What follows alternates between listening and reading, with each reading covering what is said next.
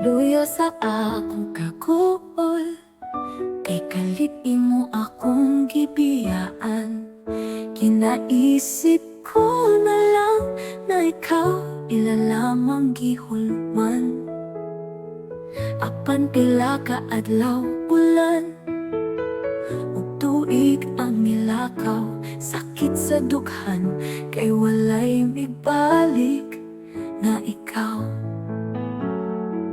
Tumangkasakit ang akong kibati, nga kining dughan gipuno o gisamaran ang nasinati. Dili matungkad ang kalawong sa hinagiban nga mipaon, nanging lakatugtugay panahon aron kini maghilom. Gipangandoy ko ikaw, apan sa kalit na hanaw taw bulalakaw. Nakadiyot lang malantaw, giampo ko ikaw. Saksi ang bulan ug adlaw, pagmaya ug kadasi napapas. Nahihaguman ang pagbangutan ug pagtuwaw, kaghan balot nga mihampas, ug bagyo nga miwas-iwas. Ang miagi nga pagsulay ug kana kong misugod, apan dako nga pagsalik.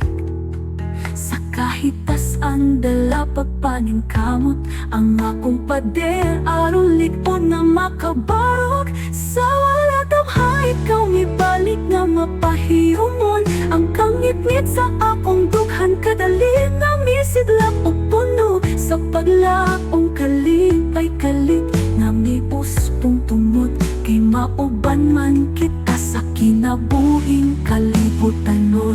Kamingaw nga gipas-an, minining akong dughan, napulihan ug pagmayanan kay matungkaran.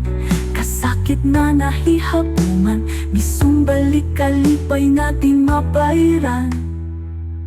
Kipangandoy ko ikaw, o karon na tinuod na paghangyo ko, nga mobalik ka wala mo pakyasa.